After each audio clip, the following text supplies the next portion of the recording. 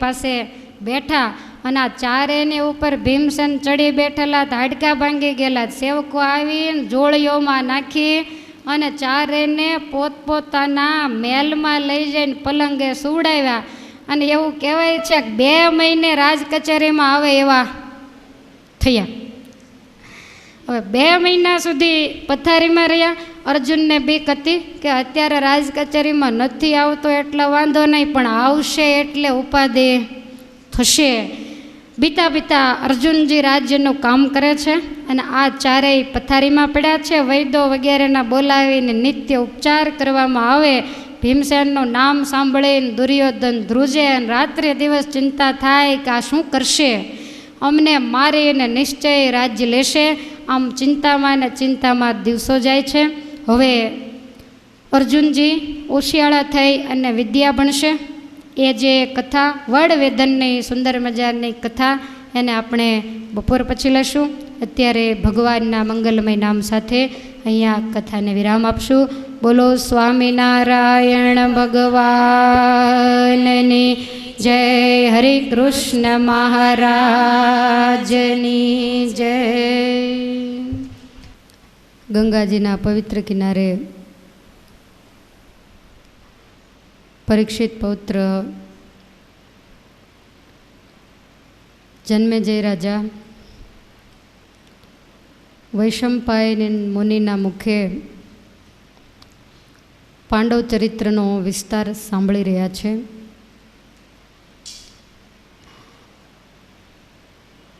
વ્યાસમુનિકૃત આ મહાકાવ્યની અંદર ધ્યાનપૂર્વક આનું શ્રવણ કરી અને આનો જો મનન કરે તો આમાંથી એક વસ્તુ સાર રૂપે નીકળે. મહાભારતમાં સામસામા 2 પાત્રો છે. એક સજ્જનતાની ચરમસીમા છે તો એક દુષ્ટતાની ચરમસીમા છે. એક બાજુ દુર્યોધન છે તો બીજી બાજુ સત્યવાદી યુધિષ્ઠિર મહારાજ છે. પણ નિષ્કુળાનંદ સ્વામીના મત પ્રમાણે ભૂંડા ભૂંડાઈ ન તજે તો ભલા ભલાઈ તજે કેમ. એક એની દુષ્ટતા નથી મૂકતો તો ધર્મરાજા એની સત્યતા, નીતિ અને ધર્મ નથી છોડતા.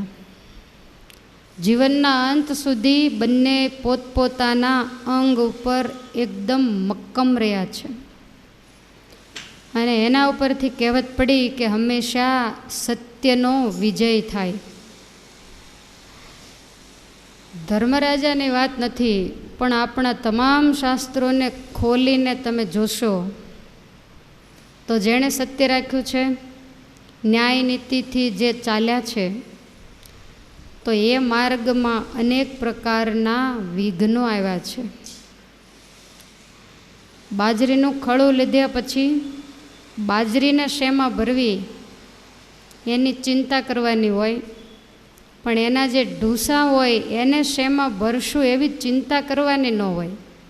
કદાચ વરસાદમાં પલળી જાય તો એ ખાતર તરીકે પણ ઉપયોગમાં આવે. એમ જે સાચો માણસ હોય એની હંમેશા કસોટી થાય છે. અને જો એ સત્યમાં પરમેશ્વરે લીધેલી કસોટીમાં ડગે નહીં અને એ માર્ગને મક્કમતાથી જો પકડી રાખે તો એની ગાથાઓ શાસ્ત્રોમાં ગૂંથાય છે. વહેલા ઉઠીને ભગવાનના ભક્તો એને ગાય છે, એને સંભાળે છે. દુનિયામાં એ સજ્જન તરીકે પૂજાય છે. ધર્મરાજા તથા તમામ પાંડવોનું જીવન, કુંતાજીનું જીવન આપણને ઘણું બધું આ જીવનમાં શીખવાડી જાય છે. કથા સાંભળતા એવું લાગશે કે આ લોકોને જેટલી મુશ્કેલી આવી એનાથી 1000માં ભાગની મુશ્કેલી પણ આપણે નથી. અને એમણે જે ધીરજ રાખી એનાથી 1000માં ભાગની ધીરજ પણ આપણે નથી. અને એટલા માટે જ સદાય ભગવાન એની સહાયમાં રહ્યા છે. પાંડવોની સહાય કરી અને ભગવાને પોતાનું ભક્તવત્સલપણું આ દુનિયાને બતાવ્યું છે. વૈશંપાયન મુનિ જન્મેજય રાજાને સંભળાવે છે કે હે રાજા, વિદુરજીના કહેવાથી રાજ કચેરીમાં અર્જુનજી જાય છે, પણ દુર્યોધન એટલો બધો દુષ્ટ છે કે અર્જુન આવે અને એના પેટમાં તેલ રેડાય છે. અર્જુનની બુદ્ધિ, એની નીતિ, એની ચાતુર્યતા, એનું ડાપણ આ જોતાં દુર્યોધન મનમાં બળ્યા કરે છે, પણ વિદુરજી, ભીષ્મ વગેરેની બીકે કાંઈ બોલી શકતો નથી. અને એ પણ પોતે જાણે છે કે રાજ મારું નથી, જો ધારે તો પાંડવો રાજ્ય લઈ શકે. પણ ભગવાનના ભક્ત છે, બહુ સરળ છે, કાંઈ બોલતા નથી. વળી એના પિતા હાજર નથી, એનો હું લાભ ઉઠાવું છું. આ વાતથી દુર્યોધન પૂરેપૂરો સજાગ છે. અર્જુનનું નામ લઈને બોલાવતા પણ એને શરમ લાગે છે, એટલે અર્જુનને મંત્રપુત્ર કહીને બોલાવે છે. અને જ્યારે અર્જુન અતિ દુઃખી થયા ત્યારે ભીમસેને આનો બદલો દુર્યોધન, દુશાસન, શકુની અને કર્ણ આ ચારે ચારના ઉપર વાળ્યો છે. રાજસભાની અંદર ભીમસેને જઈને ચારેયને ખૂબ માર માર્યો, હાડકા ખોખરા કર્યા, જોળીઓ કરી અને ચારેયને પોતપોતાના મહેલમાં લઈ જવામાં આવ્યા. અને દુર્યોધને ત્યાં પ્રતિજ્ઞા લીધી કે હવે પછી હું અર્જુનને જો મંત્રપુત્ર કહું તો મને બ્રહ્મહત્યાનું પાપ લાગે. અર્જુને આ બધું જોયું. અર્જુનજી ઘેર આવ્યા. બીજે દિવસે અર્જુનજી રાજ કચેરીમાં ગયા નથી. કુંતાજી પૂછે છે કે આજે કેમ જવાનું નથી? તો કહ્યું કે કાલ ભીમસેને જઈને કાળો કેર વર્તાવ્યો, હવે મારે કઈ રીતે કચેરીમાં પગ મૂકવો? હવે તો દુર્યોધન મને માર્યા વિના નહીં મૂકે.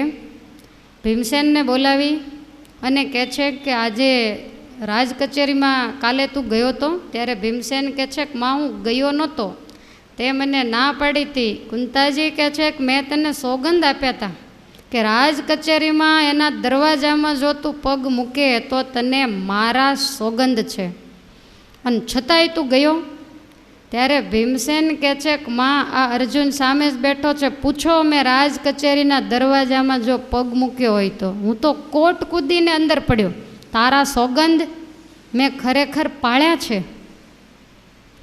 કુંતાજી કે પણ અંદર પડવાનું કારણ તો કે કારણ એક જ કે હું તો ત્યાંથી અખાડે જવા માટે નીકળેલો, અને ત્યાં જોર જોરથી અર્જુનને દુર્યોધન મંત્રપુત્ર કહીને બોલાવતો કે મંત્રપુત્ર આજ કેમ મોડો આવ્યો?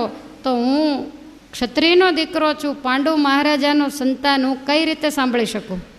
અને એટલા માટે એને જવાબ દેવા માટે હું કોટ કૂદીને અંદર પડ્યો. અર્જુન કહે છે કે માં હવે એની સાથે માથાકૂટ કરવાથી કાંઈ વળવાનું નથી, એનો સ્વભાવ મૂકશે નહીં. ગમે એમ કરી એને કચેરીમાં ગયા વગર છૂટકો નથી. હું મારી રીતે જઈશ અને જે કહેશે સાંભળી લઈશ. એક દિવસ ન ગયા, વળી પાછા બીજા દિવસથી અર્જુન રાજ કચેરીમાં ગયા, પણ દુર્યોધન તો પથારીમાં છે, ઊભું થવાય એવું નથી, અને ચારેયની પથારીઓ સાથે કરી છે. અર્જુનને એમ થયું ખબર પૂછવા નહીં જાઓ તો એ વળી ક્રોધ થશે, એટલે અર્જુન દુર્યોધનની પાસે જઈ અને નમસ્કાર કર્યો. ચારેયને અર્જુન પગે લાગ્યા. એટલે દુર્યોધન બોલવા માંડ્યો કે અમારા ઘેર તારાથી અવાય જ કેમ? કાલે તારા ભાઈએ અમને એટલો બધો માર માર્યો કે હવે પછી તને હું કચેરીમાં પગ મૂકવા નહીં દઉં. ત્યારે અર્જુન કહે છે કે તમે મારી વાત સાંભળો. તમે અહીંયા રહ્યો છો તોય એ તમને એટલું મારતો હોય તો મને મારા ઘરે કેટલું મારતો હશે? તમને નથી લાગતું મારું દુબળું શરીર જોતાં કે એનો માર ખાઈને જ હું સારો થતો નથી? અર્જુન બુદ્ધિશાળી છે, વિચાર કરે છે કે એવો સમય આવે ત્યારે ખોટું બોલવામાં દોષ નથી. શકુની મામો કહે છે કે દુર્યોધન એની વાત સાચી છે. આ એટલો દુબળો પાતળો તો જ હોય, અને ભીમસેન કેવો બળ્યો, આને રોજ બિચારાને મારતો હશે અને એને કચેરીમાં આવવાની ઈચ્છા છે તો ભલે આવતો. દુર્યોધન કહે છે કે મામા કાંઈ વાંધો નહીં, પણ હવે આપણે એક બીજી મુશ્કેલી આવી. મેં તો બ્રહ્મ હત્યાનું પાપ માથે લીધું છે, માટે એના મંત્રપુત્ર તો નહીં કહેવાય. તો પછી અર્જુન તો હું કઈ રીતે કહી શકું? માટે હવે આને કયા નામે બોલાવશું? ત્યારે શકુની મામો કહે છે કે તું જે કામ બતાવે એ બિચારો કરે છે, માટે આજથી આને ગરીબડો કહીને બોલાવવું. એટલે હવે બધાય ગરીબડો કહીને બોલાવે. અર્જુનને એટલું બધું વસમું લાગે. ઘરની તમામ જે રાજની નીચી ટેલ હોય એ પણ એની પાસે કરાવે. અર્જુનને એમ થયું કે ગમે તેમ કરીને પણ જ્યાં ત્યાંથી આ રાજકાજ શીખવા મળે તો બધું સહન કરી લેવું. સમય પછી સમય જતાં 2 મહિને આ બધાય હાલે ચાલે એવા સાજા થયા. એક દિવસ અશ્વ ઉપર બેસી અને વનની અંદર વિહાર કરવા માટે ગયા. આ બધાય ઘોડા ઉપર બેઠા છે. આગળ જતાં દુર્યોધનને તરસ લાગી, એટલે એક જંગલમાં કૂવો જોયો અને એક કૂવાને કાંઠે ઘોડીને ઊભી રાખીને દુર્યોધન, શકુની વગેરે નીચે ઉતર્યા. પણ કોઈ પાત્ર તો પાણી પીવા માટે હતું નહીં, એટલે 2 પગને કૂવામાં લટકાવી અને દુર્યોધન થાળામાં બેઠો છે. હવે એમાં પગ હલાવતો હશે, એમાં એક પગની મોજડી પાણીમાં પડી ગઈ. કૂવાનું પાણી ઊંડું. સરસ મજાની રત્નજડિત મોજડી અને પાણીમાં પડી. હવે આને તો ચમડી તૂટે પણ દમડી ન છૂટે. મોજડી જ્યાં પાણીમાં પડી એટલે દુર્યોધન રડવા માંડ્યો. શકુની કે શું થયું? તો કે મારી મોજડી પાણીમાં પડી ગઈ. શકુની કહે છે કે હવે મોજડી માટે આવડો મોટો 84,000 દેશનો છત્રપતિ થઈને રડે છે, સારું નથી લાગતું. પણ આ કાંઈ રડતો બંધ થતો નથી. એ વખતે રસ્તા ઉપરથી દ્રોણાચાર્ય નીકળ્યા. એટલે દ્રોણાચાર્યને એમ થયું કે આ તો રાજકુમારો છે. આવીને પૂછ્યું કે લા કેમ રડો છો? ત્યારે દુર્યોધન કહે છે કે પાણી માટે નથી રડતો, પણ મારી મોજડી કૂવામાં પડી ગઈ એટલા માટે રડું છું. દ્રોણાચાર્ય તરત જ એક દર્ભની સળી લીધી અને સળીની અંદર મંત્ર ભણી અને એ કૂવામાં નાખી. વિદ્યાના પ્રભાવે કૂવાનું પાણી એકદમ ઉપર આવ્યું. કૂવો ઉભરાઈ ગયો એટલે તરત જ મોજડી બહાર આવી અને દુર્યોધને મોજડી લઈ કૂવાનું જળ પીધું. અને ત્યાર પછી દ્રોણાચાર્યને પૂછે છે કે આવી સરસ વિદ્યા જાણનારા તમે કોણ છો? તમારું નામ શું છે? તો કહ્યું કે મારું નામ દ્રોણાચાર્ય છે. દુર્યોધન કહે છે કે મેં તમારું નામ તો સાંભળ્યું છે, તો તમે અમારે ઘેર ચાલો અને અમને બાણ વિદ્યા શીખવાડો. તમને હું રાજ્યમાંથી 1 આની ભાગ આપીશ. અમે 100 ભાઈઓ તમારા વિદ્યાર્થી થશું. દ્રોણ ગુરુ કહે છે કાંઈ વાંધો નહીં. દ્રોણાચાર્યને લઈ અને હસ્તિનાપુરમાં આવ્યા છે. 1 આની ભાગ રાજ્યનો એને લખી આપ્યો. પોતાના કૌરવોના જે ગોર હતા કૃપાચાર્ય, એની બેન એને દ્રોણાચાર્યની સાથે પરણાવી રહેવા માટે અલગ મકાન આપ્યું અને શાંતિથી દ્રોણાચાર્ય ત્યાં રહે છે. શુભ મુહૂર્ત જોઈ અને કૌરવોએ વિદ્યા ભણવા જવાનું નક્કી કર્યું. 100 બંધુ અને 6 જે એના કારભારીઓ આ બધાએ તૈયાર થયા. જ્યાં શુકન જુએ છે એ જ વખતે અર્જુનજી ત્યાં આવ્યા. એટલે અર્જુને સહજ સ્વભાવે પૂછ્યું કે આજે કેમ કચેરી બંધ કરીને અશ્વ ઉપર બેસીને કઈ બાજુ જવું છે? ત્યારે દુર્યોધન કહે છે કે અમે જ્યાં જઈએ છીએ ત્યાં તારું કામ નથી. પછી શકુનીની સામે જોઈને કહે છે, કેમ મામા, એને થોડો સાથે લેવાય, નહીતર તો બાણ વિદ્યા શીખી જાય.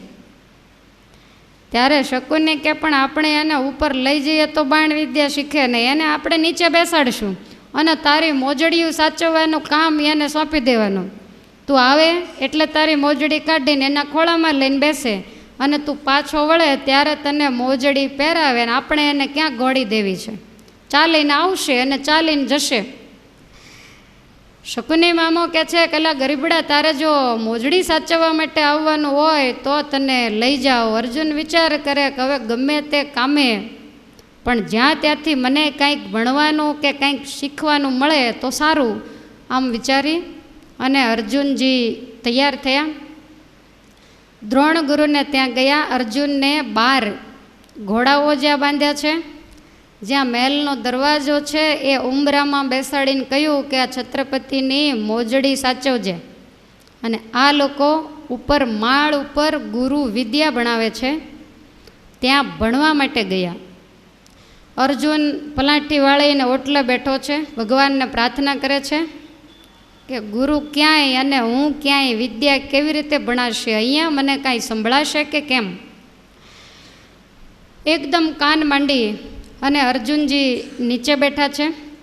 આ બધાએ ઉપર ગયા, જઈ અને ગુરુને વંદન કર્યા અને ગુરુએ વિદ્યા ભણાવવાના શ્રી ગણેશ કર્યા. પહેલે જ દિવસે એક મંત્ર આપ્યો, મોઢે શીખવાડ્યો. ઘણીવાર ગુરુ બોલ્યા પણ આ લોકોને કાંઈ આવડ્યો નહીં એટલે લખીને આપ્યો. અને પછી એવું કહ્યું કે થોડી વારમાં બધા જ આ નાનો એવો મંત્ર છે એને ગોખી જાઓ અને આજને આજ ઘેર જાઓ ત્યાર પહેલાં મંત્ર મને મોઢે કરી અને સંભળાવતા જાઓ. એટલે બધાએ મંત્ર લખી લીધો અને ગોખ્યો. ઘેર જવાનો સમય થયો એટલે દ્રોણ ગુરુ કહે છે કે હવે પાટી નીચે મૂકી અને તમારો ગોખેલો મંત્ર મને સંભળાવતા જાઓ. પણ આ વિદ્યા ભણવામાં બધા શાહુકાર હતા. શાહુકારનામાં કોઈ દી વિદ્યા ન આવે, હંમેશા ચોરમાં વિદ્યા આવે. ઊભા થઈને બોલ્યા પણ આડાવળા શબ્દો બોલાયા એટલે ગુરુને ક્રોધ ચડ્યો કે 100માંથી એકેયને બુદ્ધિ નથી, એક પણ ને સરખો મંત્ર બોલતા આવડ્યો નથી. એટલે ગુરુને જરા ક્રોધ ચડ્યો. ગુરુ કહે છે કે હું શીખવાડું છું એ શું તમને સંભળાતું નથી, એમ કહી અને ગુરુ ગુસ્સામાં જોરથી મંત્ર બોલ્યા અને એ મંત્ર અર્જુનજીએ સાંભળી લીધો.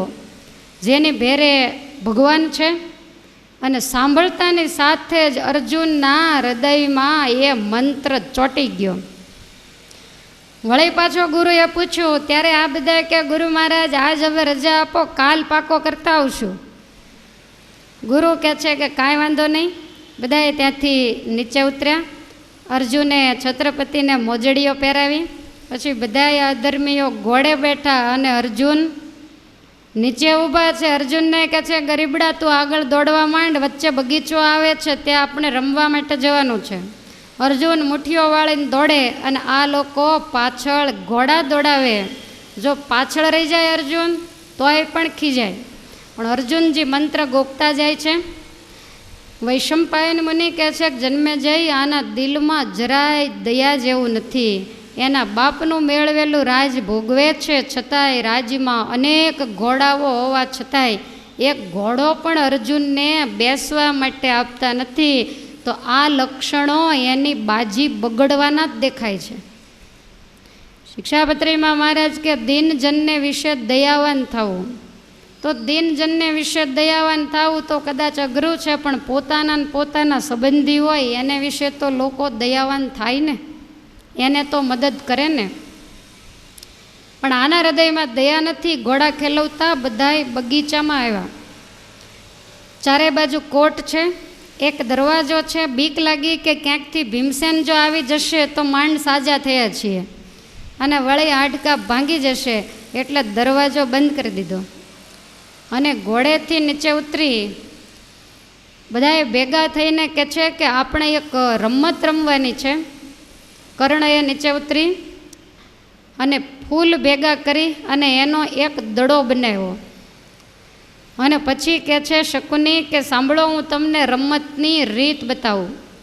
કર્ણ અહીંયાથી દડો ઉછાળશે અને આ દડો કોઈ પણ ઝીલી લેવો, અને જેના હાથમાં દડો આવે એમણે આ જેટલા ભાઈઓ છે એમાંથી કોઈ પણને દડો મારવો અને બધાએ ધ્યાન રાખીને ભાગવું. કોઈ પણને દડો અડી જાય તો એણે વાંકા વળી અને ઘોડી બનવાનું, અને જેણે દડો માર્યો હોય એને એની ઉપર બેસવાનું અને બગીચામાં એને ફરવાનું, અને બાકીના જે 105 વધે એમણે એક એક જે ઘોડી બન્યો હોય ને એને થપાટ મારવાની, અને પછી આંબલી પીપળી વગેરે ઝાડ હતા એ ઝાડ ઉપર ચડી જવાનું.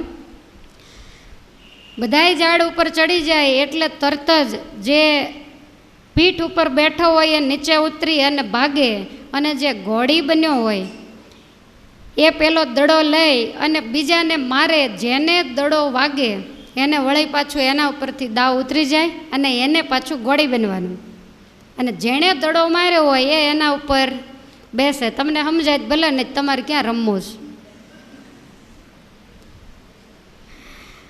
ધ્યાન રાખીએ તો બહુ રમત સમજાય એવી છે, રમવા જેવી છે. આવું નક્કી કર્યું એટલે કર્ણએ તરત જ દડો ઉછાળ્યો, અને આ દડો ઉછળતાની સાથે જ દુર્યોધને એને ઝીલી લીધો, અને ઝીલ્યો એટલે બધા એકદમ દોડીને આંબલી પીપળી વગેરે વૃક્ષો હતા એના ઉપર ચડી ગયા. પણ અર્જુનનો જીવ રમવામાં નથી, એ તો ગુરુએ આપેલો મંત્ર એને સતત ગોખ્યા કરે છે. અને દુર્યોધને દડો લઈ અને સીધો જ અર્જુનને માર્યો. અર્જુનને દડો વાગી ગયો એટલે દુર્યોધન કહે છે કે ગરીબડા, હવે તારે ઘોડી બનવું પડશે અને તારા ઉપર મારે અસવારી કરવાની છે. અર્જુન કે કાંઈ વાંધો નહીં. કિલ્લાની દિવાલને ટેકો દઈને અર્જુન વાંકા વળ્યા અને દુષ્ટ એના ઉપર અસવાર થયો. અને બીજા જે બાકી રહેલા હતા એને અર્જુન ઉપર ગુસ્સો તો હતો, ક્રોધ તો હતો જ. એટલે 105 જણા હતા, એણે અર્જુનની પીઠ ઉપર જોર જોરથી થપાટો મારી, અને 105 થપાટો જ્યાં લાગી ત્યાં તો પીઠ સોજી ગઈ. અર્જુનને માંડી પીડા થવા, પણ હવે કાંઈ બોલાય નહીં. બીજા બધાએ દોડી દોડીને આંબલી પીપળી ઉપર ચડી ગયા, અને દુર્યોધન એકદમ પીઠ ઉપરથી ઉતરીને જ્યાં ભાગવા જાય ત્યાં અર્જુનને લઈને દુર્યોધનને દડો માર્યો. દડો વાગતાની સાથે જ વૃક્ષ ઉપર હતા એમાંથી શકુની નીચે ઉતરીને કહે છે, છત્રપતિના તારાથી કેમ દડો મરાય? અર્જુન કે હવે આ રમતમાં કોઈ રાજા કોઈ રાંક એવું કાંઈ છે નહીં, તમે એવું કાંઈ કીધું નથી.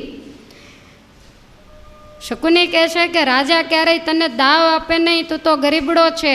છત્રપતિને કે લાવ, તારે બદલે હું દાવ આપી દઈશ.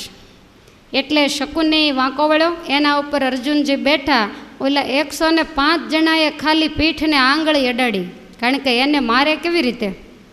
અને બધાએ ટપોટપ ઝાડ ઉપર ચડી ગયા. શકુનીએ એના ઉપર અર્જુને સવારી કરી છે. અર્જુન નીચે ઉતરીને જ્યાં ભાગવા જાય ત્યાં અદાવતથી દ્વેષ બુદ્ધિથી ઝાડ ઉપર ચડવા જતાં અર્જુનને બીજી વાર દડો માર્યો. ફરીને અર્જુન ઉપર દાવ આવ્યો. શકુની એના ઉપર બેઠો, અને ઓલા 105એ જોર જોરથી લાત મારી અર્જુનની પીઠ ઉપર લોહીના ટચ્ચી આવી ગયા. એટલી બધી પીડા માંડી થવા, પણ હવે કરવું શું? મંત્ર ગોખતા જાય, ભગવાનને યાદ કરતા જાય. શકુની અસવાર થયો. આવી રીતે અર્જુન પાસેથી 3 વખત દાવ લીધો, અને 3 વખત 105 જણાએ પાછળ પીઠ ઉપર થપાટો મારી. અર્જુનજીથી ઊભું થવાય ને એટલો દુખાવો માંડ્યો થવા, પણ હવે વિદ્યા ભણવાની એટલે કાંઈ બોલાય નહીં. 4થી વખત અર્જુન માથે દાવ આવ્યો એટલે રમત બંધ કરીને કીધું કે તારે કાલે પાછો દાવ દેવો પડશે. અર્જુન કે કાંઈ વાંધો નહીં.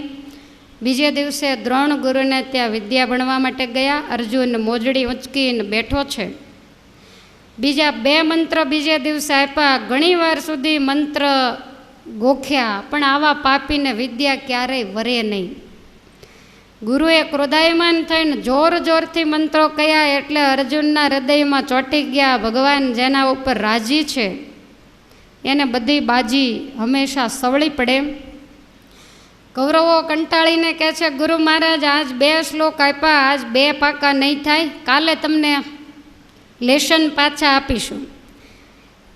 ગુરુ કહે છે કે કાંઈ વાંધો નહીં.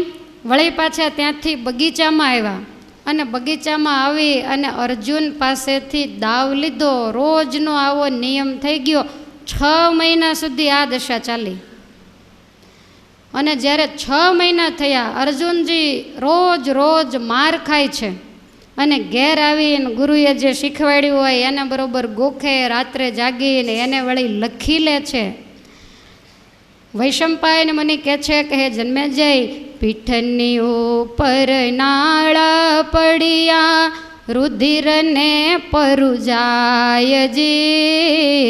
પાટો બાંધી પહેરે અંગરખો, ન જાણે બંદૂકે માયજી. માતાને ખબર ન પડે, એકેય ભાઈઓને ખબર ન પડે. એવી રીતે અર્જુન સ્નાન કરવા બેસે તોય પણ કોઈની હાજરીમાં સ્નાન કરતા નથી. બધાય રાજકુમારો બપોર વચ્ચે ચોગાન જગ્યામાં બેસીને સ્નાન કરતા હોય, પણ અર્જુનજી એવી રીતે સ્નાન કરે કે કોઈ ઓચિંતાનું આવી ચડે નહીં. અને આમ કરતાં 6 મહિના ગયા. 6 મહિનામાં લગભગ તમામ વિદ્યા અર્જુનજીએ કંઠસ્થ કરી લીધી. એક દિવસ અર્જુન સ્નાન કરવા બેઠા છે અને એમાં ઓચિંતાના ભીમસેન ત્યાં જઈ ચડ્યા.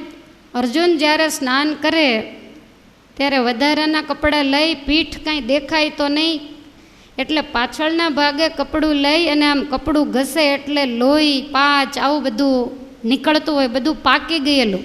કારણ કે રોજ વાગ્યા ઉપર પાછો માર પડે. પણ આ તો નરનો અવતાર હતા, ક્ષત્રિય અને શૂરવીર હતા, એટલે સહન શક્તિ રાખી અને બધું સહ્યું. અર્જુન જ્યાં આ નાળાઓને સાફ કરે, મોટા મોટા ગારા પડી ગયેલા, એને સાફ કરે ને એ જ વખતે ભીમસેન આવી ગયો. ભીમસેનને ખ્યાલ આવ્યો કે જો આને કાંઈક વાગ્યું હોય તો એ આપણને જરૂર કહે, પણ ગમે તે કારણ હોવું જોઈએ, આણે હાથે કરીને માર ખાધેલો છે એટલે કાંઈ બોલ્યો નહીં. અને અર્જુન જે ગારા પડ્યા હોય ને એમાં કપડાના ડૂચા મારી અને ઉપર અંગરખું પહેરીને કમરપટ્ટો બાંધી દે એટલે કોઈને ખબર પડે નહીં. મનમાં ભીમસેને નક્કી કરી રાખ્યું અને વિચાર કરે છે કે આનું કારણ તો મારે શોધવું જોઈએ, નહીંતર આમ નામ અર્જુન માર ખાઈને મરી જશે. માનો ન માનો આ 6 મહિનાથી વિદ્યા ભણે છે એટલે ત્યાં જ કાંઈક થયું હોય. જો માતાને કહીશ તોય મને જવા નહીં દે, અર્જુનને કહીશ તોય મને જવા નહીં દે, પણ મારા ભાઈને આટલો માર પડે એ મારાથી સહન કેમ થાય? માટે આજ છાની રીતે મારે જોવું છે. એટલે અર્જુન જ્યારે ગુરુદ્વારે ભણવા માટે જાય કૌરવોની સાથે, ને એ વખતે છાની રીતે પાછળથી ભીમસેન ચાલ્યો. આગળ જતાં ગુરુ દ્રોણનું જે ઘર આવ્યું એની સામે એક બીજા બ્રાહ્મણનું ઘર છે ને એને ઘેર ગયો એટલે ત્યાં નાના છોકરાઓ રમતા હશે, એને ડર લાગ્યો. મનમાં એમ થયું કે બાળકો રોવા માંડશે એટલે બ્રાહ્મણને કહે છે કે મારે બીજું કાંઈ કામ નથી, પણ મારો ભાઈ અર્જુન દ્રોણ ગુરુને ત્યાં ભણે છે તો હું ખાલી જોવા માટે, સાંભળવા માટે આવ્યો છું, થોડી વાર તમારી પરસાળમાં બેસીને પછી જતો રહીશ. બ્રાહ્મણો કે કાંઈ વાંધો નહીં. હવે ભીમસેન પહેલાં આવી ગયો અને આ લોકો પાછળથી અર્જુન આગળ મુઠ્ઠીઓ વાળીને દોડતો આવે અને પાછળ આ લોકો ઘોડાને કુદાવતા આવે. દુર્યોધને નીચે ઉતરીને ઘોડાની જે લગામ હતી એ અર્જુનને આપી, અર્જુને બધાયના ઘોડા બાંધ્યા. ઉમરામાં અર્જુન બેઠો, દુર્યોધને એના ખોળામાં પગ મૂક્યો એટલે મોજડી કાઢીને ખોળામાં લીધી, બીજો પગ મૂક્યો તો પાછી બીજી મોજડી કાઢીને ખોળામાં લીધી અને આ લોકો ઉપર ગયા. ભીમસેને આ દ્રશ્યને નજરો નજર જોયું. સામાગરમાંથી ભીમસેન જુએ વહી આંસુડાની ધારજી, અરે રે અર્જુનનો આ દાડો થયો ઉદાસ અપારજી. અમે ક્ષત્રિય છીએ, અમે રાજકુમાર છીએ, અને એક સેવક ન કરે એવી સેવકાઈ આજ મારા ભાઈ અર્જુનને પેટ માટે થઈને કરવી પડે છે. આંખમાંથી આંસુડાની ધાર થઈને ભીમસેન ઉદાસ થઈ ગયા. ત્યાં ને ત્યાં બેસી રહ્યા. અર્જુન ધ્યાન રાખી અને મંત્ર શીખે છે. ભણવાનું પૂરું થયું એટલે આ લોકો નીચે ઉતર્યા. અર્જુને દુર્યોધનને મોજડી પહેરાવી. બધાએ અશ્વ ઉપર બેઠા. આગળ અર્જુન દોડતો જાય. ભીમસેનને મનમાં એમ થયું કે હવે ક્યાં જાય છે જોઉં, એટલે એની પાછળ રહ્યો. અને એ જ વખતે બધાએ બગીચામાં ગયા. બગીચાની અંદર જઈને દરવાજો બંધ કરી દીધો. ભીમસેનને એમ થયું કે ઠીક, કામ માત્ર બધા આની અંદર થતા હશે, કાંઈ વાંધો નહીં. કોટ કૂદીને ઘેરી જે વનરાઈઓ હતી એ વનરાઈઓની પાછળ છુપાઈ અને ભીમસેન જોવા લાગ્યો કે આ શું કરે છે. અને એ જ વખતે દુર્યોધન કહે છે કે ગરીબડા, તારા ઉપર ગયા દિવસનો દાવ છે, માટે તારે ગોળી થવું પડશે. એટલે અર્જુન તરત જ વાંકો વળ્યો અને દુર્યોધન એના ઉપર બેઠો અને વાગેલી જગ્યા ઉપર 105 થપાટો પડી. અર્જુનને આંખમાંથી આંસુડાની ધાર માંડી થવા. દુઃખ સહન થતું નથી. એટલે ભીમસેનને મનમાં એમ થયું કે આવી રીતે 105 થપાટ આટલા દિવસથી પડે અને વાગ્યા ઉપર વારંવાર વાગે તો મોટા મોટા નાળા પડી જાય, એમાં શું કહેવાનું હોય. હવે અર્જુન ઘોડી થયો. બધાએ મારીને ઝાડ ઉપર ચડ્યા. પછી દુર્યોધન નીચે ઉતરી અને દડાનો ઘા વાગી ન જાય એના માટે ઝાડ ઉપર જ્યાં ચડવા જાય ત્યાં અર્જુને ચીવટ રાખીને દુર્યોધનને દડો માર્યો. એટલે તરત જ દુશાસન નીચે ઉતરીને કહે છે છત્રપતિનો દાવ હું આપી દઈશ. એટલે દુશાસને અર્જુનને પોતાની પીઠ ઉપર બેસાડ્યો. ભીમસેન જુએ છે કે એની પીઠે હાથ અડાડીને બધા ઉપર ચડી ગયા. જબરજસ્ત જ્યારે અન્યાય જોયો ભીમસેનને એટલું બધું દુઃખ થયું. વળી પાછો દુશાસને દડો લઈ અને અર્જુનને માર્યો. એટલે અર્જુન રડવા માંડ્યો. જોર જોરથી આજ અર્જુન રડે છે. દુર્યોધન કે રડવું કેમ આવે છે, તારી માથે દાવ આવ્યો, કાયદેસર તારે દાવ તો દેવો પડે ને. ત્યારે અર્જુન કહે છે કે મારે રમવાની ઈચ્છા નથી. આ 6 મહિનાથી તમે એકબીજાના દાવ એકબીજાની માથે લઈ લ્યો અને મારે આખો દિવસ એકલાને એકલા દાવ દેવા પડે છે. મને પીઠ ઉપર એટલી બધી પીડા થાય છે. દુર્યોધન કે અમે કાંઈ જાણી જોઈને તો મારતા નથી, તારી માથે દાવ આવે એ તારે દેવો પડે, અને અમે તો 100 ભાઈઓ છીએ તે એકબીજાનો દાવ લઈ લઈએ, તારો દાવ દેવો કોઈ છે? ભીમસેનને એમ થયું કે આજ બરોબર વારો આવી ગયો છે. એટલે ભીમસેન ઝાડ ઉપરથી કૂદીને એકદમ નીચે પડી અને અર્જુનને હાથ ઝાલીને એક બાજુ ઊભા રાખીને કહે છે કે લાય હું દાવ દઈ દઉં. એટલે જેટલા કૌરવો નીચે હતા એ બધાય ઊભા થઈ અને ટપોટપ ઝાડવા ઉપર ચડી ગયા. દુર્યોધન પણ ઝાડ ઉપર ચડી ગયો. ભીમસેનને અર્જુને જોયો. ભીમને મનમાં એમ થયું, એટલે અર્જુને એમ વિચાર્યું, ભલે આવ્યો ભીમભાઈજી, નિત્ય આ રીતે રમતા રમતા મરે તો હું માર ખાઈજી. આવી રીતે હું બોલત નહીં અને માર ખાઈને મરી જાય તેના કરતાં સારું થયું આજ ભીમસેન આવ્યો. જેટલું ભાગમાં હતું એટલું ભણ્યો, ઓશિયાળો થાય. અને અર્જુન એક બાજુ જઈને ઊભો રહ્યો, વિચાર કરે જોવ આજ શું થાય છે. અને એ વખતે વાયુનંદન ભીમસેન કહે છે કે જેને દાવ જોઈતો હોય નીચે ઉતરો. એકને નહીં 105ને પીઠ ઉપર બેસાડીને દાવ દઈ દઉં. કૌરવો તો ધ્રુજવા માંડ્યા. દુર્યોધન કહે છે કે ભીમ અમે ભૂલ્યા, અમારી ભૂલને ક્ષમા કરો, અર્જુન માથે હવે દાવ નહીં આવે દઉં. ભીમ કહે છે કે એમ ન ચાલે, અત્યારે અર્જુન માથે દાવ આવ્યો છે અને દાવ દેવો જ જોઈએ. પેલા છોકરાઓ રમતા ત્યારે એવું કહેતા કે દાવ ન દે એની માથે ઘંટી પીપળો ઉગે. ભીમસેન કે મારી માથે ને અર્જુન માથે ઉગે એટલે તમારે દાવ તો લેવો જ પડશે ને, દાવ નહીં લો તો એક કે ને ઘરે નહીં જવા દઉં. કૌરવો કરગરવા માંડ્યા, હાથ જોડીને કહે છે કે અમારે ઘોડી નથી જોતી ને દાવે નથી જોતો. ભીમસેન કહે છે કે આજ મારે દાવ દેવો છે, પણ ઓલા જ્યારે નીચે ન ઉતર્યા એટલે આંબલી પીપળી જે ઝાડ ઉપર કૌરવો ચડેલા એ ઝાડના થડને બાથ ભરીને સીધા મૂળિયામાંથી ઉખાડી નાખ્યા અને જોરથી ઝાડને જ્યાં નીચે પછાડ્યા ત્યાં તો કૌરવોના હાડકા ખોખરા થઈ ગયા, બધા ઝાડ ઉપરથી પડ્યા નીચે. ઊભા થવાનો એકેયને વેત નથી ને આ તો ઝાડની ડાળીઓ લઈ લઈને માંડ્યા એકે એકને જોડવા. મારા ભાઈને 6 મહિના ગરીબડો જાણીને બહુ માર્યો છે, આજ વેર લઈશ.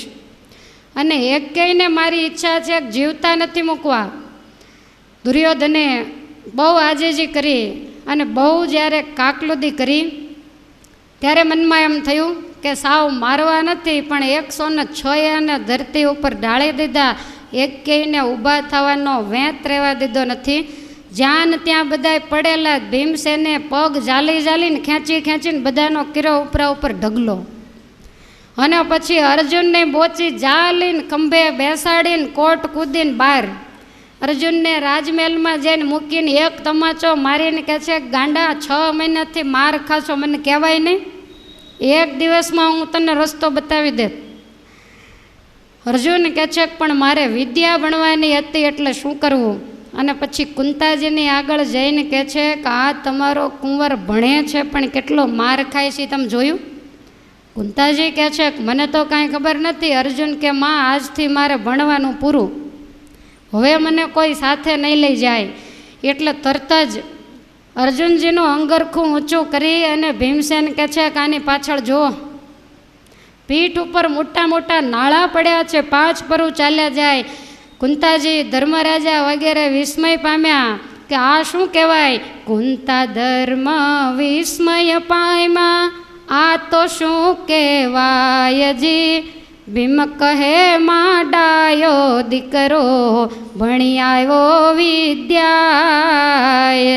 આ તમારો ડાયો દીકરો છે ને, વિદ્યા ભણીને આવ્યો.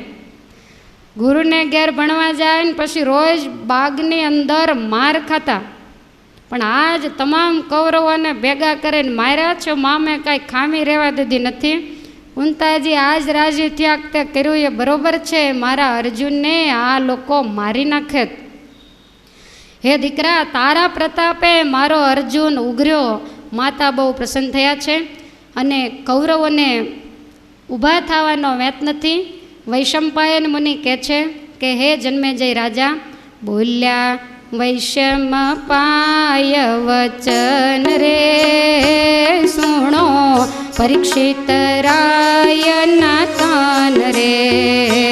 બોલ્યા વૈશંપાય વચન રે સુણો પરીક્ષિત રાયના કાન રે.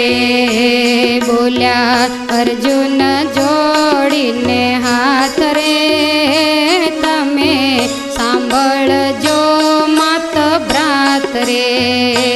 બોલ્યા અર્જુન જોડીને હાથ રે, તમે સાંભળજો માત ભ્રાત રે. બેઠા દુઃખના દિવસ એવા રે,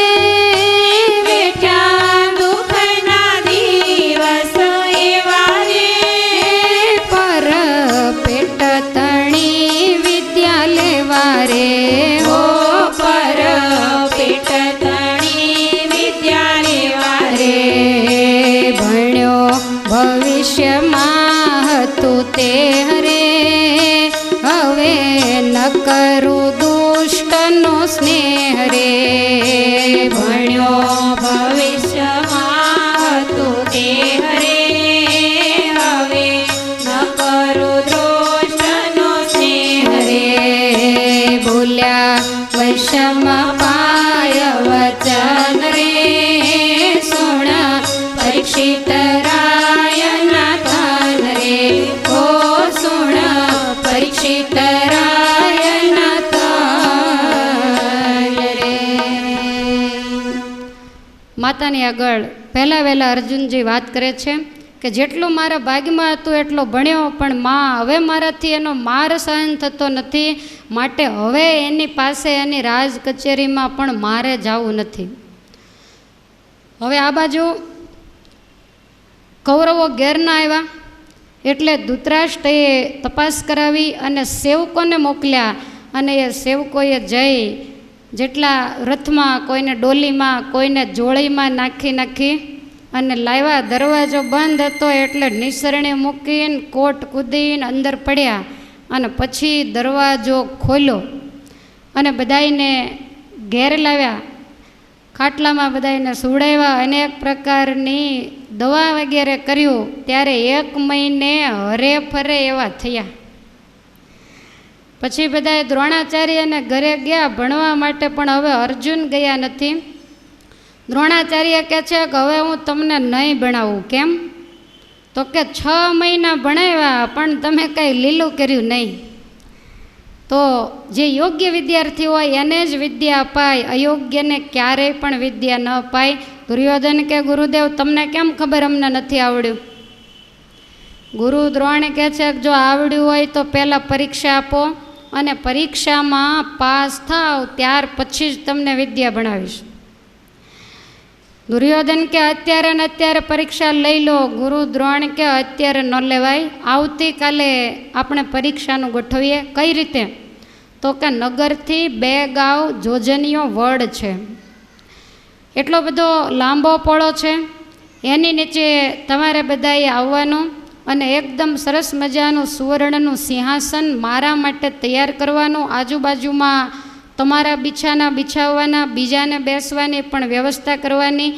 આખા ગામની અંદર પડો વગડાવી અને તમે જાહેરાત કરો કે આવતીકાલે છત્રપતિ ગુરુ દ્રોણને ધનુષ્ય વિદ્યાની પરીક્ષા આપવાના છે, માટે આખી નગરી ત્યાં જોવા માટે આવે. અને સવારે જ્યાં વાણું વાય એવા સમયે બધાએ વાજતે ગાજતે તૈયાર થવાનું છે. સરસ મજાની અમારી પાલખી બનાવવાની, અને વિદ્યાર્થી હોય એ ગુરુની પાલખીને ખભે ઉપાડે અને જોજનિયા વડે આપણે જવાનું છે. દુર્યોધન કહે છે કરે ગુરુ આપણા ઘેર દ્રવ્યની કાંઈ તાણ નથી, તમે કયો એના કરતાંય સરસ મજાની તૈયારી કરાવશું. અને કાલે અમે પરીક્ષા આપવા માટે આવ્યા છીએ. કૌરવો ઘેર ગયા, પરીક્ષા દેવાની તૈયારી. ગામની અંદર ઢંઢેરો પીટાયો, બધાને સમાચાર મળ્યા. બધાને આશ્ચર્ય એ લાગ્યું કે આજ તો રાજા પોતે પરીક્ષા આપવાનો છે. એટલે જેને જેને જોવાની ઈચ્છા હતી એ બધા જેનાથી ચલાય એવું હતું. વૃદ્ધો હતા એ બધા લાકડીને ટેકે ટેકે, નાના બાળકોને એના માતા પિતાઓ તેડીને લાવ્યા. આખું હસ્તિનાપુર સવાર પડતા જોજનિયા વડ તરફ જવા માંડ્યું. આ બાજુ દુર્યોધને એક અક્ષૌણી સૈન્ય સાથે લીધું. ભીષ્મ, વિદુર, કૃપાચાર્ય આ બધાએ મોટા મોટા સત્યા પુરુષોને સાથે લીધા. એક સુખપાલ મંગાવવામાં આવ્યો, એમાં દ્રોણાચાર્યને બેસાડ્યા. 4 કૌરવોએ એ સુખપાલને પોતાને ખભે લીધો અને વાજતે ગાજતે અનેક પ્રકારના વાજા, દુદુંબી વગેરે વાગવા માંડ્યા. અબીલ, ગુલાલ વગેરે ઉડે છે, નગારાઓ વાગે છે, અને વાજતે ગાજતે ધીરે ધીરે બધા નગરની બહાર જ્યાં જોજનીઓ વડ છે ત્યાં આવ્યા. ડોલીને નીચે ઉતારી ગુરુ દ્રોણને વંદન કરી અને શિષ્યોએ તેડી અને પોતાના સિંહાસનમાં બેસાડ્યા છે. બધાએ રાજવંશીઓ માટે અલગ અલગ આસનો, સિંહાસનો તૈયાર કરવામાં આવ્યા. આવી જ્યારે ધામધૂમ થવા માંડી ત્યારે ધર્મરાજા કુંતાજીને એવું કહે છે કે માં, તમે જો આજ્ઞા આપો તો જ્યાં જોજનીઓ વડ છે ત્યાં દુર્યોધન ગુરુ દ્રોણને બાણ વિદ્યાની પરીક્ષા આપે છે કૌરવો સહિત, તો અમે ત્યાં જોવા જઈએ. કુંતાજી કહે છે કે તમે 4 ભાઈઓ જાઓ પણ ભીમસેનને લઈ જશો નહીં.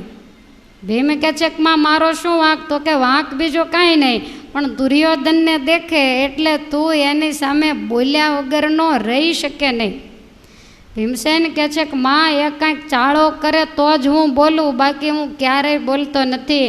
અને તમારા બધાય દીકરા ડાયા ડમરા થાય તો બધાની દશા અર્જુન જેવી જ થાય. માટે માં હું કાંઈ નહીં બોલું, મને સાથે લઈ જવા દો. ત્યારે ધર્મરાજાને એમ થયું કે મારો નાનો ભાઈ છે ને એને જોવાની ઈચ્છા તો હોય.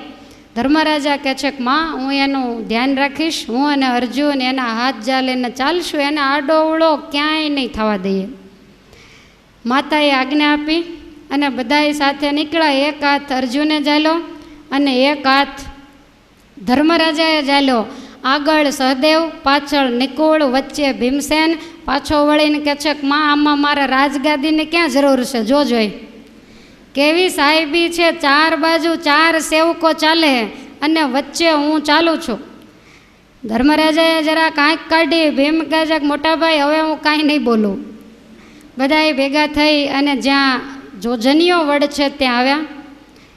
પાંડવો માટેની પણ જગ્યા ગોઠવેલી. દુર્યોધને ત્યાં એ લોકો બેઠા. પાછળના ભાગે અમને જગ્યા આપેલી. હવે એ વખતે દ્રોણ ગુરુ દુર્યોધનને સભામાં બોલાવે એટલે ઊભા થઈ દુર્યોધને દ્રોણ ગુરુને વંદન કર્યા.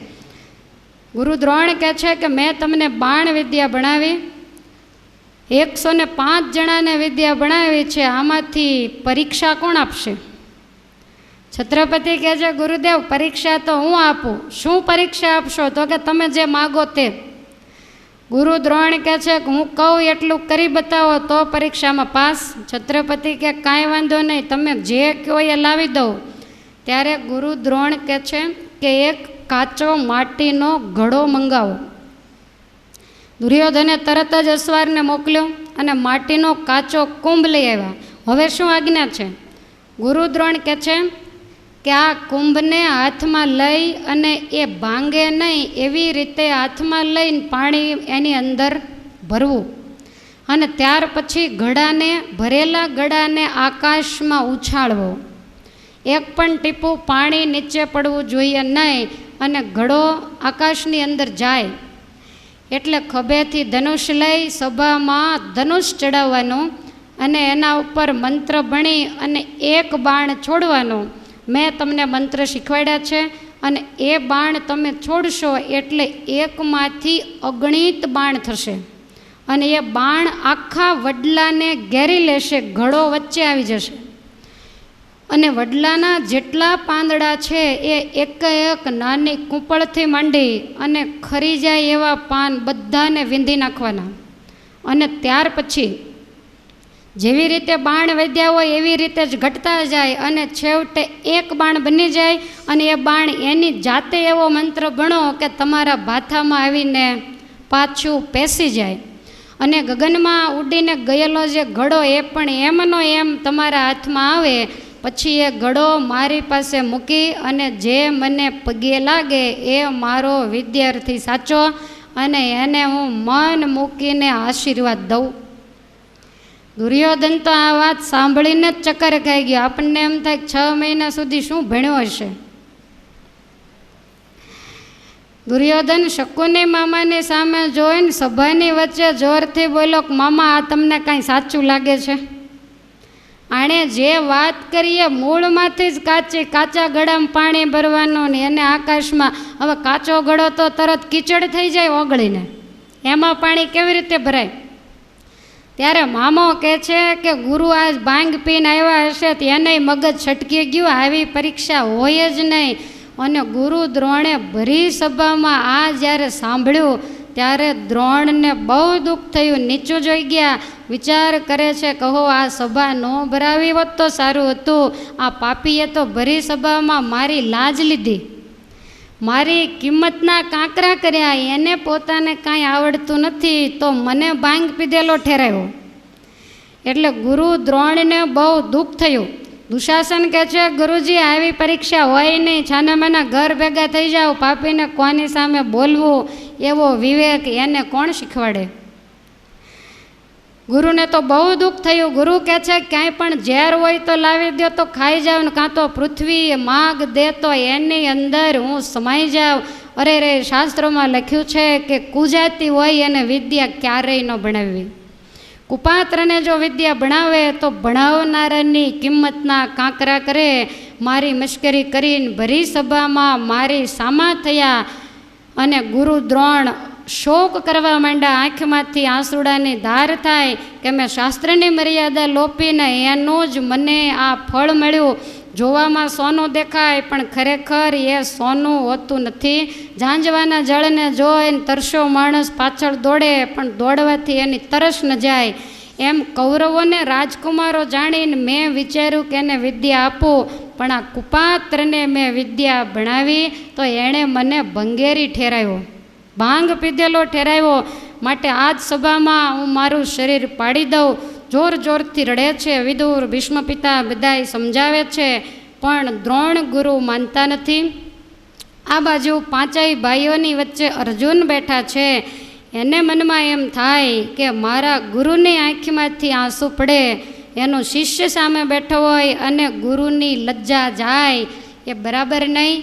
એટલે ધર્મરાજાને કહે છે કે મોટા ભાઈ, જો તમે મને આજ્ઞા આપો તો હું જઈ અને વડવેદન કરું. મારે કોઈ એવી ઈચ્છા નથી કે વડવેદન કરવાથી લોકો બધા મારી વાહ વાહ કરે કે હું મારી વિદ્યાની પરીક્ષા આપું, પણ મારા ગુરુની આબરૂ જાય એ મારાથી જોવાતું નથી. અને મોટા ભાઈ, ગુરુ એવા હઠીલા છે કે નિશ્ચય આત્મહત્યા કરશે તો ગુરુ હત્યા અને બ્રહ્મ હત્યાનું પાપ મને લાગશે. ભીમસેન કહે છે કે અરે હવે તારે બાણ ન ચડાવવું હોય તો હું આખો વડલો ઉખાડીને પાંદડા વિંધવાની ક્યાં વાત રહી, આખા વડલાના પાંદડા ખેરવી નાખું. ધર્મરાજાને બહુ હસવું આવ્યું. તવ ધર્મ કહે બેસો ને વીરા, ગુણ ગોવિંદના ગાઓજી. અર્જુન વીરા કુળના હીરા, ઉઠો ઊભા થાઓજી. પાપના કામમાં પાછા પડવું, ધર્મમાં આગળ વધવું જી. કાંઈક કરતા બ્રાહ્મણ ઉગરે, તેથી કમૂલ હું થાઉં જી. મને પણ બહુ કીર્તિની ઈચ્છા નથી, પણ આ બ્રાહ્મણ મોતમાંથી જો ઉગરતો હોય તો હે અર્જુન, તમે તો અમારા કુળના હીરા છો, માટે હું આજ્ઞા આપું છું કે તમે વડવેદન કરવા માટે ઊભા થાઓ. તરત જ સભામાંથી ઇન્દ્રપુત્ર અર્જુન ઊભા થયા. જૈન ગુરુ દ્રોણને નમસ્કાર કરીને કહે છે, ગુરુ મહારાજ, જો મને આજ્ઞા આપો તો હું તમને પરીક્ષા આપું. હું તમારે ઓટલે બેસીને ભણ્યો છું, ભગવાન મારી ભેરે છે, મને વિશ્વાસ છે તમારા આશીર્વાદથી હું આ કામ જરૂર પાર પાડીશ. અર્જુન સામે જોઈને વિચાર કરે છે ગુરુ દ્રોણ કે આ પાસે બેસીને ભણનારાએ જો કાંઈ ઉકાળ્યું નહીં તો આ ઓટલે બેસીને ભણનારો શું કરશે? એક તો કિંમતના કાંકરા થયા છે ને આનાથી વડવેદન નહીં થાય તો વધારે આબરૂ જશે. ગુરુદ્રોણ ના પાડે છે કે અર્જુન, તને હું આજ્ઞા નહીં આપું.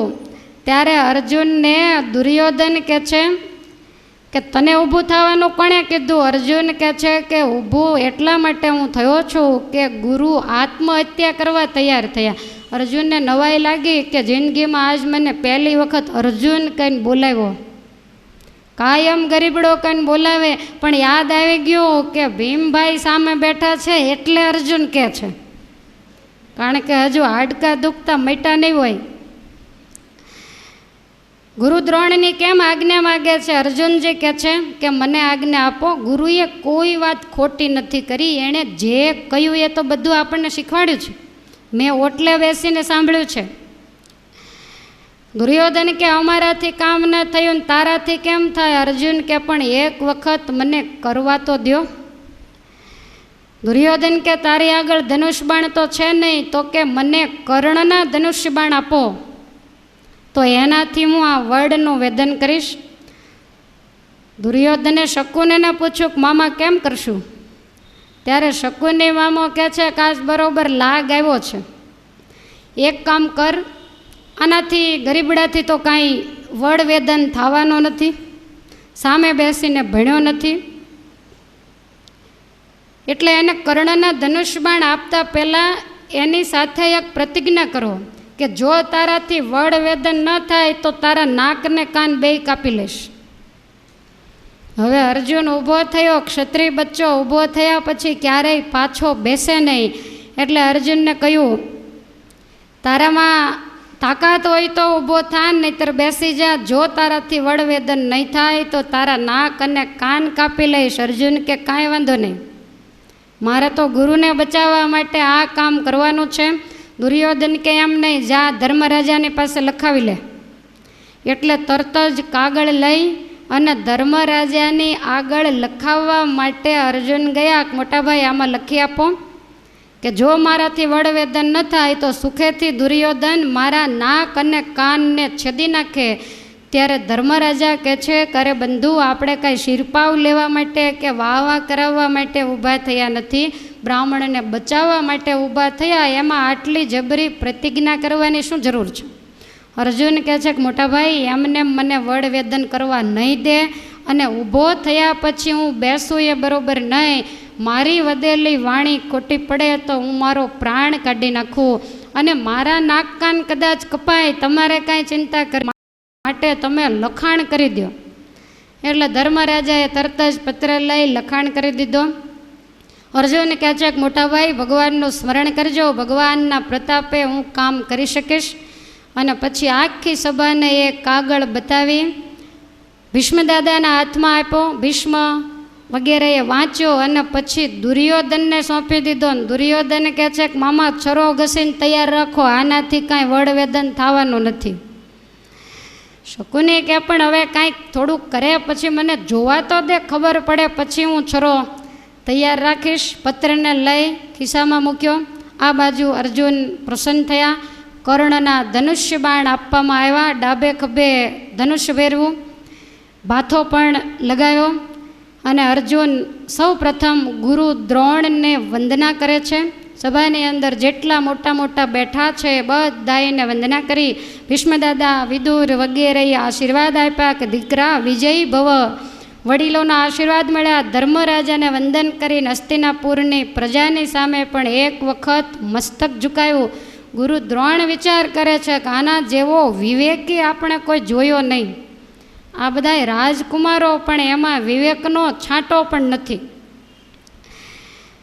લોકોને મનમાં એમ થવા માંડ્યું કે અર્જુન ઊભો થયો, ક્યારેય મરતાને મરવાનું કે નહીં. આ પાપીએ લખાણ કરાવ્યું કે એના નાક કાન કાપવા. હસ્તિનાપુરની પ્રજા બધી વિચાર કરે કે હે પરમેશ્વર, આ જન્મે ગયા જન્મે અમે કાંઈ પુણ્ય કર્યા હોય તો એ પુણ્યના પ્રતાપે અર્જુનના હાથે વડવેદન થજો, અને દુર્યોધનને નીચું જોવું પડે એવી એની દશા થજો. આ રીતે કહ્યું. દ્રોણ ગુરુને મનમાં એમ થાય છે કે ઊભો તો થયો પણ શું થશે? દુર્યોધન પાસે જઈને અર્જુન કહે છે કે મોટાભાઈ, દ્રોણ ગુરુ હજી આજ્ઞા આપતા નથી, તો તમે મને આજ્ઞા અપાવો. એટલે દ્રોણ નીચું જોઈને બેઠા છે. અડકે પડકેથી બધાય માંડ્યા ગોંકા મારવા, મોઢામાંથી બોલો ને કે ધનુષ ચડાવી એમ. એટલે દ્રોણ ગુરુને બહુ ક્રોધ ચડ્યો અને દ્રોણ ગુરુએ એવું કહ્યું. એવું વિચારી દ્રોણ જ બોલ્યા, પુણ્ય મારું વારે ધાજોજી. અર્જુનજી આજ્ઞા આપું છું, કામ તારાથી થાજોજી. અત્યાર સુધી મેં જે પુણ્ય કર્યું હોય, બ્રાહ્મણોને મેં મફતમાં ભણાવ્યા હોય, એ બધુંય પુણ્ય આજ અર્જુનને ફાળે જાય અને અર્જુનને હાથે આજ વડવેદન થાય. આમ અર્જુનને જે આજ્ઞા મળી, અર્જુને આજ્ઞાને મસ્તક ઉપર ચડાવી. સભામાં વડની સામે ધનુષ્યબાણ તૈયાર કરી આગળ ઘડો પડેલો છે. અને અર્જુન વિચાર કરે કે બધા એના આશીર્વાદ મળ્યા પણ હજી મારા પરમેશ્વરના આશીર્વાદ મળ્યા નથી.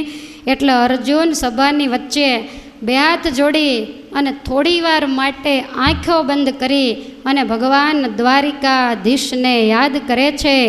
સત્યના સંગાથી રે વાલા લજા રાખજો રે, સત્યના સંગાથી રે વાલા લજા રાખજો રે. અર્જુનજી તો કરે છે પ્રભુનું સ્તવન રે, જમ્યા બોર જૂઠા રે ભાવે સબ પ્રીતણા રે. લીધો લીધો ખૂબ જા કેરું ચંદન રે, સત્યના સંગાથી રે વાલા લજા રાખજો રે. વડ વિંધ્યાનો રે જોર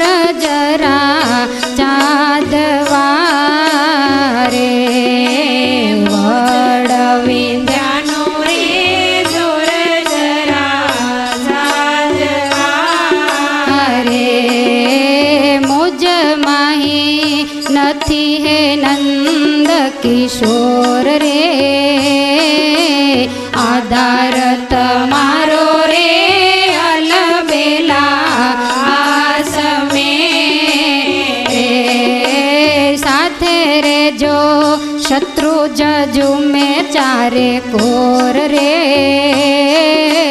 સત્યના સંગાથી રે વાલા લજ્જા રાખજો રે. પ્રભુ નથી ઉઠ્યો હું યશ લેવા કારણે રે. પ્રભુ નથી ઉઠ્યો હું યશ લેવા કારણે રે. દેહ ત્યાગ કરતા ગુરુ મહારાજ રે. લાજ મારી જાતા રે જાણો ગઈ તમાતણી રે. વારે આવો ગિરધર ગરીબની વાજ રે.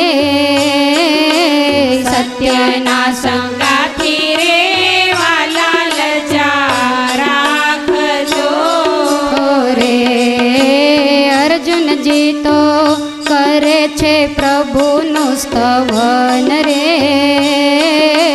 સત્યના સંગાથી રે વાલા લજ્જા રાખજો રે.